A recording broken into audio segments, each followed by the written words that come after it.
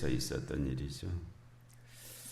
그 바울이 일행들과 함께 기도하는 곳에 가다가 어제도 말씀드린 것처럼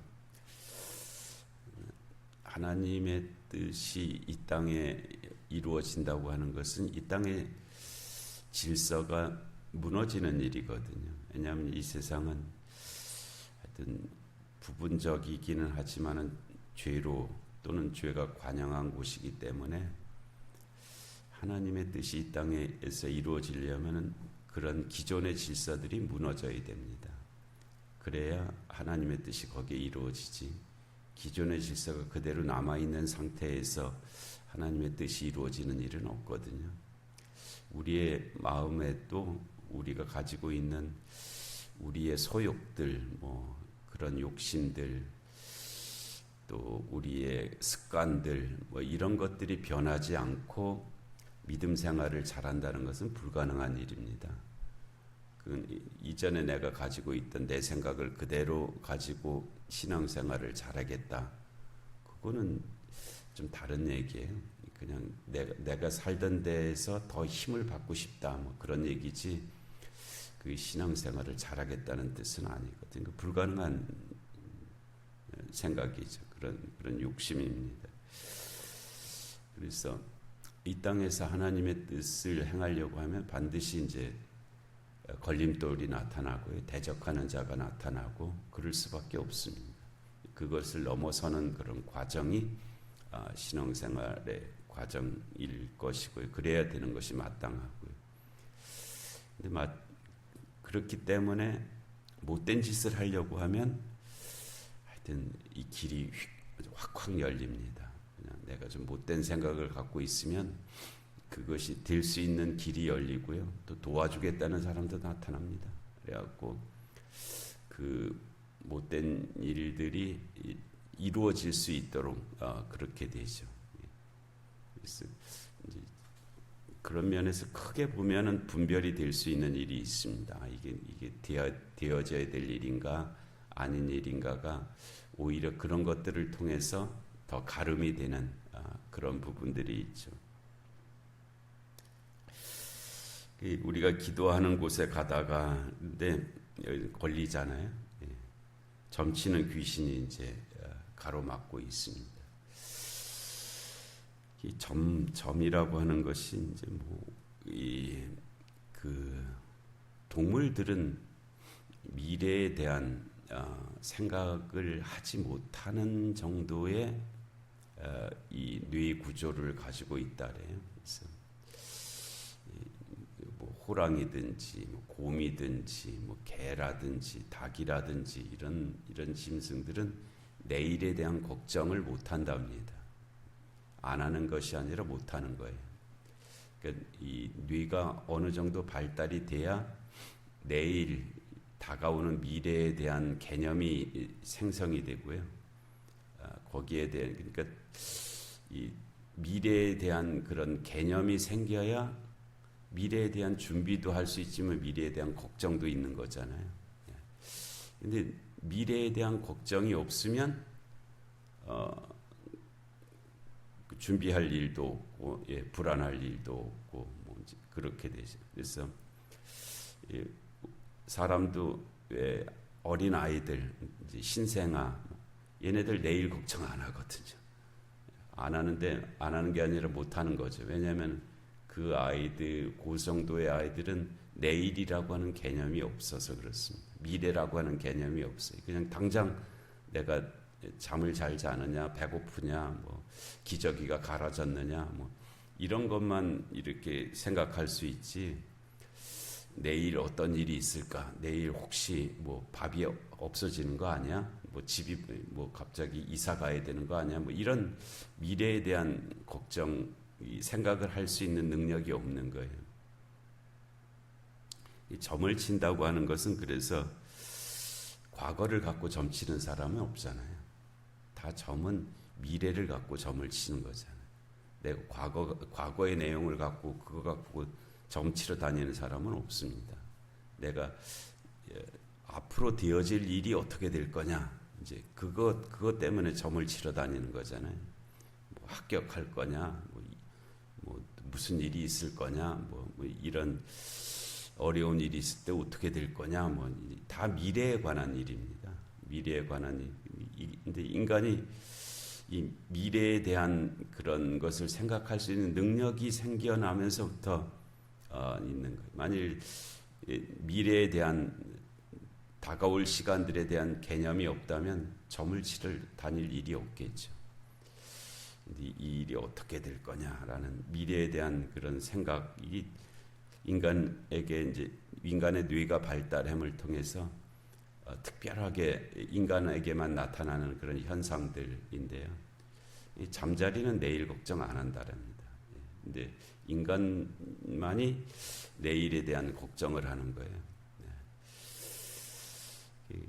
내일을 생각할 수 있는 능력은 대단한 건데 그 능력이 갖고 있는 그 이면, 그것이 이제 불안과 두려움, 뭐 그런 것들이 있죠. 물론 기대감 같은 것도 당연히 있을 수 있지만은 이 일이 잘못되면 어떡할까, 뭐 이런 걱정들, 뭐 이런 것들이 이제 점을 치게 만드는 거예요. 사람에게 점을 치게 만드. 자기는 아무리 생각해도 모르겠으니까 이제 점을 치게 하는 그런 일들이 아주 오랜 인간의 역사 속에서 나타나는 현상들입니다. 이게 없어질 줄 알았거든요. 이게 무슨 이 점이라는 게 황당무계하잖아요. 이게 그걸 어떻게 알겠어요? 미래의 어떤. 그런데 그래서 어느 정도 과학이 발달돼 가면은 이제 점이라는 것은 없어질 줄 알았는데요. 오히려 이 과학이 발달되면서 더 점을 치려고 하는 그런 심리들이 더 많이 생기고 우리나라도 실제적으로 아주 다 불황이잖아요. 뭐 음식점도 안 되고 무슨 공장도 안 되고 뭐 다 불황인데 유일하게 성황을 이루는 곳이 점치는 집이랍니다. 지금도 통계적으로 뭐 그런 데가 통계가 잘 잡히지는 않지만은 하여튼 점치는 집만이 지금 문전성시를 이루고 있다. 아주 점치는 사람들이 젊은 사람이나 나이 든 사람이나 불문하고 그렇게 점치는 사람들이 많다래요. 그런 현상들도 그래. 그러니까 우리가 미래에 대해 알면 알수록 불안이 더 커지기 때문에 그렇습니다. 안다고 하는 것이 갖고 있는 숙명이죠. 우리가 모르면 그런 생각을 안 하는데 뭘 안다고 하는 사실이 우리로 하여금 그렇게 큰 무거운 짐을 지게 하는 그런 속성을 가지고 있습니다. 그래서 건강에 대한 정보도 너무 많이 아는 사람들이 괴롭잖아요. 그래서 아예 건강검진 안 하는 사람들도 있어요. 그리고 너무 극단적인 것은 좀 다른 문제이지만은 하여튼 점친다고 하는 것은 그런 배경을 가지고 있는 것이고요. 근데 이 점이라고 하는 것에 대해서 우리가 선을 그을 수 있는 점이 하나가 있는데 귀신은 과거는 알지만 미래는 알 수가 없습니다. 미래는 귀신의 영역이 아니거든요. 미래는 만일에 미래를 안다면 미래를 주관하는 자만이 알 수 있는 거잖아요. 그런데 귀신은 미래를 주관할 수 있는 능력이 없거든요. 오직 유일하신 하나님만이 미래를 주관하시죠. 하나님의 영역이란 말이에요. 그래서 점의 영역이 될 수가 없는 거예요. 그런데 왜 미래에 대한 점을 사람들이 자꾸 점을 치려고 하냐면 점치는 자들이 과거를 맞추거든요. 과거에 네가 이랬지 이랬지 하면서 도저히 알 수 없을 것 같은 과거를 알려주니까 그러니까 저 사람 저 점치는 자가 미래도 알 수 있겠구나라고 막연한 기대를 이제 거기에 갖는 거죠. 그래서 점이라고 하는 것이 계속 이제 이루어지는 그런 현상들인데요. 이 귀신, 점치는 자, 다 과거는 알 수 있다래. 과거는 이미 일어난 일이니까. 그러나 미래는 불가능한 일이죠. 그래서 점을 치는 자들이 있었다. 근데 이것이 여종이었다 그러잖아요. 귀신 들린 여종이었다. 점을 치게 된 힘이 귀신이 들려서 점을 치게. 사람은 점을 칠 능력이 없습니다. 귀신이기 때문에 귀신 들렸기 때문에 점을 쳤다는 거예요. 귀신 들린 여종 하나를 만나니 점으로 그 주인들에게 큰 이익을 주는 자라. 이게 좀 이례적인 본문인데 근거를 찾기가 참 어려워요. 보통 종은 주인이 하나지 주인이 여럿인 경우는 없거든요. 여기서는 그 여종이 하나가 있었는데 주인이 여럿이었다는 거예요.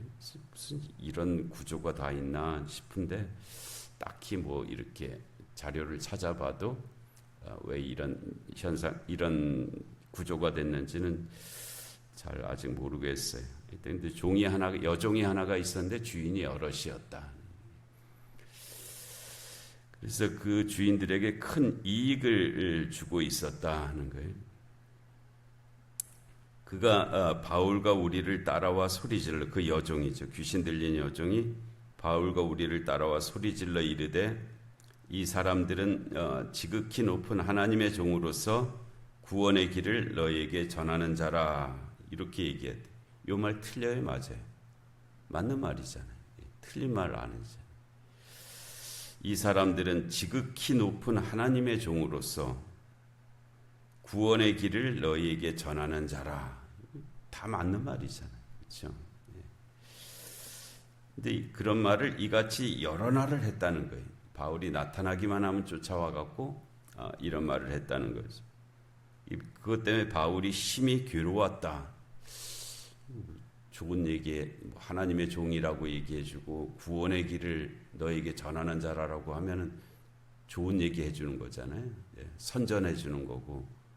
그러면 뭐 괴로워할 일이 없고 오히려 감사하고 고마워할 일 아닌가? 이제 이렇게 생각할 수 있잖아요.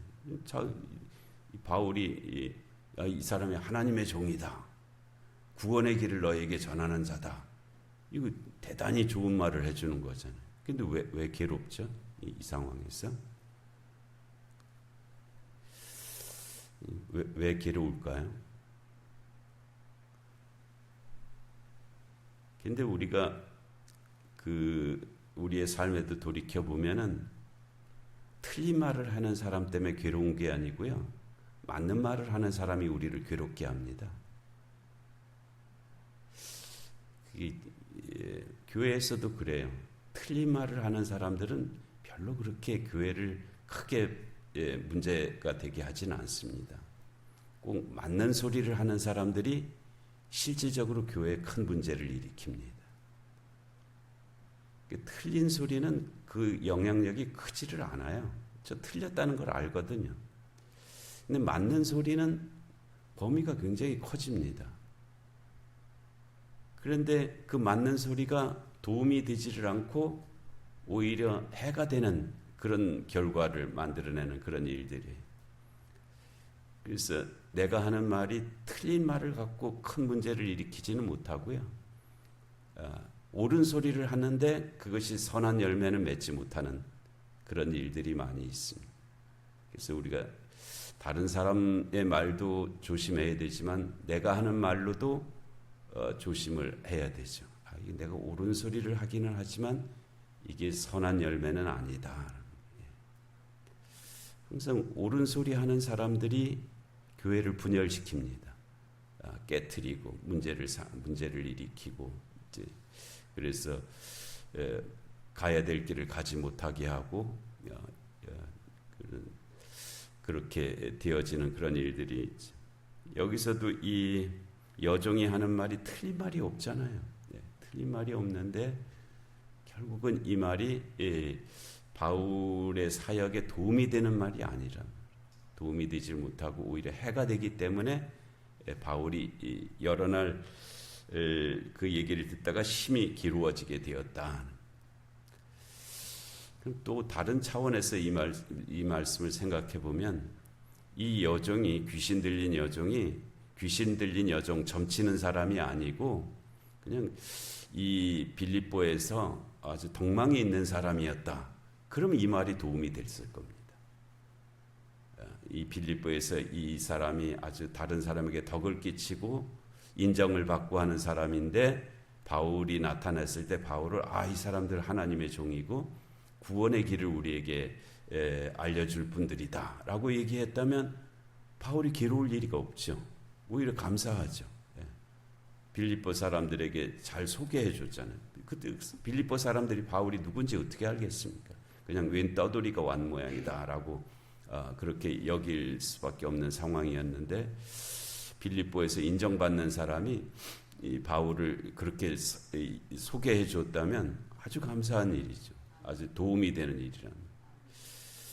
그래서 우리가 내가 하는 말이 그 말 자체의 의미가 있죠. 가치가 있긴 하지만 어떤 사람이 그 말을 하느냐가 아주 중요합니다. 어떤 사람이 그 말을 하느냐. 내가 어떤 존재로서 그 말을 하느냐가 아주 중요한 것입니다. 옳은 소리를 하는데 내가 인정받는 사람으로서 그 말을 하느냐 아니면 그렇게 여김을 받지 못하면서 그 말을 하느냐가 결과가 다르죠. 결과가 다릅니다. 그래서 우리가 지난번에 설교 시간에 포스트 트루스 소사이어티 탈진실 사회에 대해서 한번 말씀드렸는데요. 이제는 진실을 아무도 믿지 않습니다. 진실의 내용이 무엇이든 간에 받아들이려고 하지 않아요. 이 사회 속에서 유일한 가능성은 그 사람이 어떤 사람이냐, 어떤 사람이 한 말이냐가 근거가 되는 유일한 근거입니다. 그래서 우리가 이 시대를 살아가면서 복음을 전하는 일이 중요하죠. 해야 될 일인데 또 내가 온전한 인격자가 되어서 많이 할 수 있는 해서는 되는 일은 아니지만 내가 어떤 사람으로 여김을 받고 있느냐 하는 것이 아주 중요한 그런 일이고요. 여기서는 귀신 들린 여종으로 여김을 받는 사람이 갑자기 바울을 소개하니까 그것이 오히려 방해만 되는 그런 일이 되었다는 거죠. 그래서 바울이 예수 그리스도의 이름으로 내가 내게 명하노니 그에게서 나오라 하니 귀신이 즉시 나오게 되었다 하는 그런 말씀인데요. 이 계시적 사건을 통해서 우리에게 주시는 말씀 잘 기억하고 거기에 합당한 우리의 삶이 되어야 할 줄로 믿습니다. 은혜로우신 하나님 아버지, 오늘도 귀한 새벽 저에게 허락하시고 주의 말씀 듣게 하시니 하나님 감사합니다. 또 언제든지 저희들이 주의 뜻을 분별하게 하시고 또 거기에 합당한 그런 저희들의 삶이 되게 하여 주시옵소서. 영육간의 공고한 하나들을 긍휼히 여겨 주옵시고 이 나라 이 민족 가운데 주님의 공의와 정의가 임하게 하여 주옵시고 전쟁과 기근과 질병과 재난의 땅들 가운데 주의 긍휼하심이 함께하여 주시옵소서. 이 새벽 기도 가운데도 은혜 내려 주시기를 간절히 비옵고 예수님의 이름으로 기도하옵나이다. 아멘.